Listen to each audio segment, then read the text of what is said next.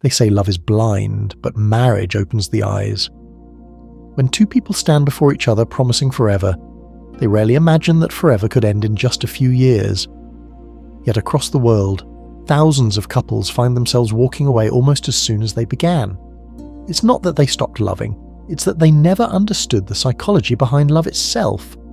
Early divorce is not simply a legal failure, it's an emotional fracture that reveals what we often ignore: that attraction and attachment are two different languages, and most of us confuse one for the other. In the beginning, everything feels effortless. We mistake chemistry for compatibility, passion for peace, excitement for emotional maturity. The truth is, most early marriages end not because of hate, but because people wake up one day and realize they were never truly ready to build what they promised. Psychologists call it the illusion of emotional readiness. We live in a world where relationships are fast-paced, a match today, a wedding tomorrow, and disillusionment soon after. The rush gives no time to study each other's inner worlds. The things that seem small, a habit, a belief, a silence, later grow into the very storms that tear love apart. Behind every early divorce lies a story of expectations. One partner expected rescue, the other expected freedom. One looked for comfort, the other for control. But when those silent expectations collide, the warmth turns cold. Because marriage doesn't fail overnight, it fades, inch by inch, through unspoken disappointments and misunderstood emotions. At the center of it all lies human psychology, the patterns we carry from childhood, the wounds we hide under laughter, the fears we disguise as pride. Many men enter marriage seeking validation, hoping to be seen as protectors, achievers, providers. Many women seek safety, connection, understanding. But when these needs are unspoken and unmet, frustration begins to replace affection. Love becomes a scoreboard, and communication turns into quiet wars. The first years of marriage demand patience, yet most people bring impatience into them. We expect constant happiness, instant comfort, smooth harmony. But real intimacy doesn't grow in comfort.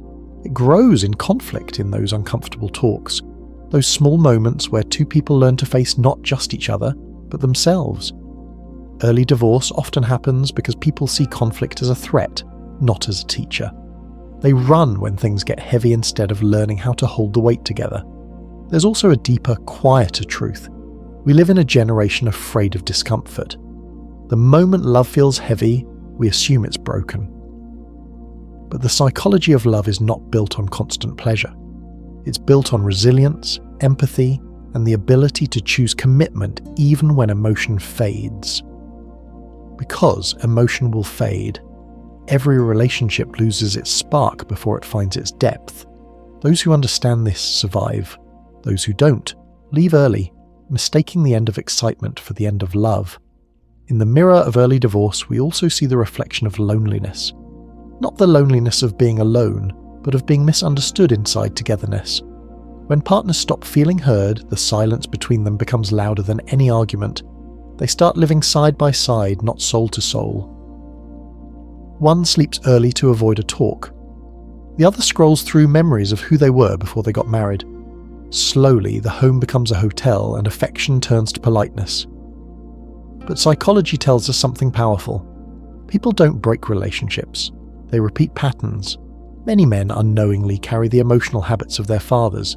Many women mirror the silence of their mothers. Until we understand what shaped us, we keep hurting others in the same way we were once hurt. Early divorce is often not between two people, but between two histories colliding.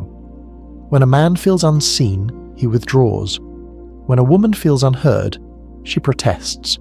Both think the other is the problem. Neither realizes they're both acting out old emotional scripts written long before they met. The argument at dinner is never about the dishes.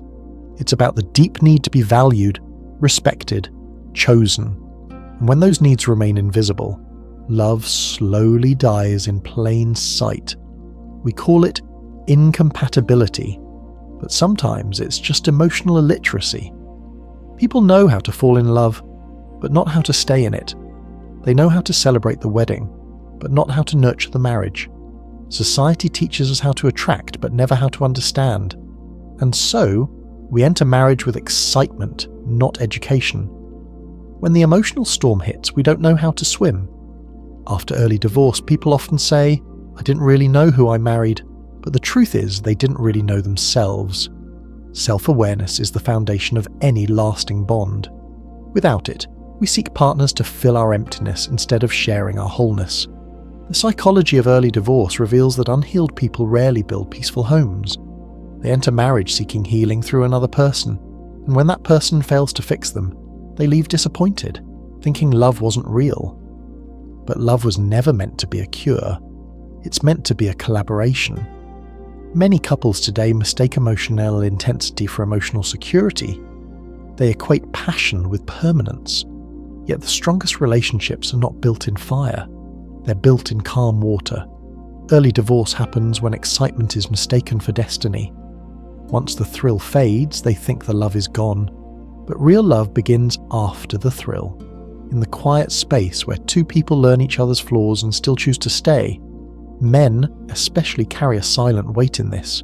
Society teaches them to be strong, stoic, providers, but not to be emotionally fluent. So when the relationship begins to crack, they retreat instead of reach out. Silence becomes their shield. They may still love deeply, but they don't know how to say it. Over time, that silence becomes distance, and distance becomes doubt. In psychology, we call this emotional avoidance, the tendency to escape vulnerability by pretending everything's fine. But what we avoid eventually controls us. The more we hide our fears, the more they shape our behavior. Early divorces often have this invisible thread. Two people both pretending to be okay, both waiting for the other to break the silence, until it's too late. The irony is, early divorce doesn't just end a marriage. It ends a certain version of ourselves. It forces men and women to confront who they really are beneath the roles they played. Many realize they were never truly partners. They were performers, acting out what they thought love should look like. The man who tried to be perfect discovers he was just afraid of rejection.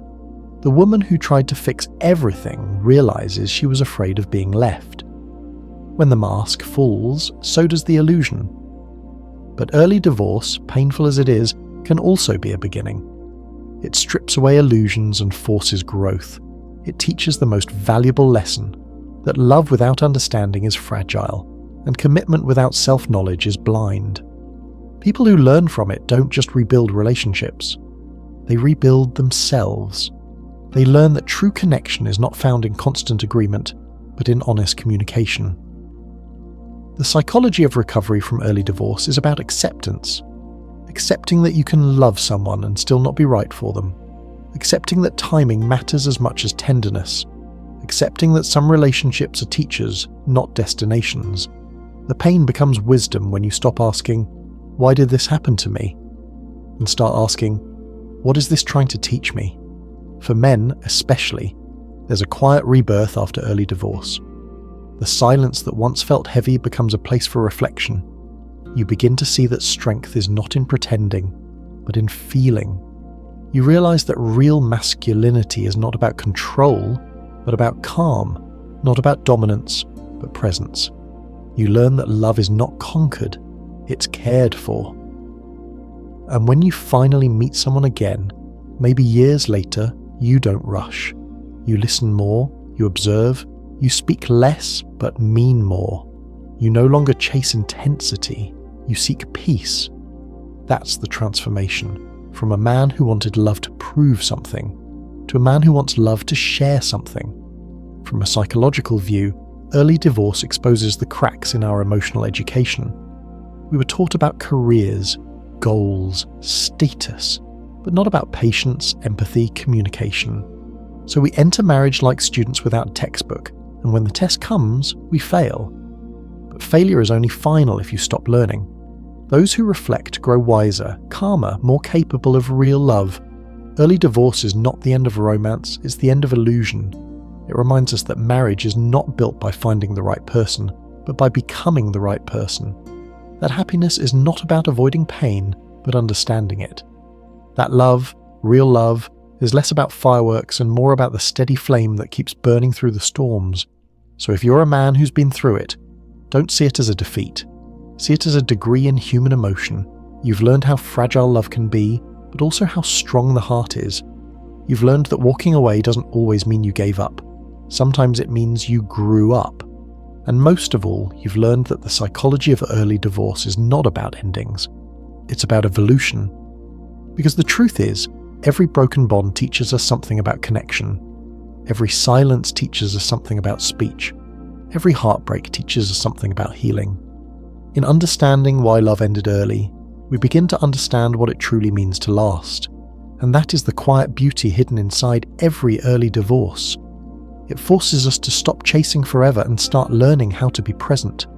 To stop searching for someone to complete us and start becoming complete ourselves. In the end, that's the deepest psychology of it all. Love doesn't fail. People just stop learning how to love. In the end, early divorce is not a tragedy of love lost.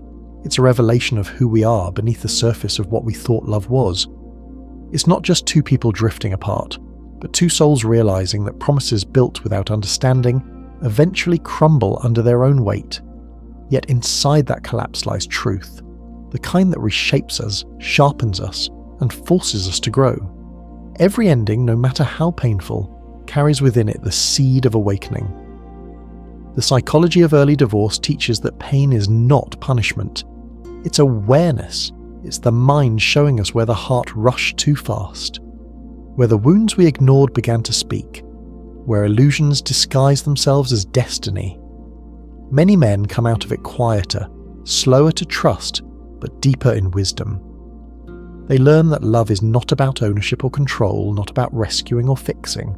It's about presence, patience, and honesty. True love, the kind that lasts, begins when you stop asking someone to make you whole. It begins when two people stand complete on their own and choose to share the overflow. When you no longer seek validation, but connection. When you stop chasing the feeling and start building the foundation. The lesson of early divorce isn't to give up on love. It's to approach it differently. With awareness, with respect for its weight, with the courage to be real instead of perfect. So maybe early divorce isn't the end of your story. Maybe it's the first honest chapter, the one where you stop pretending, stop performing, stop fearing.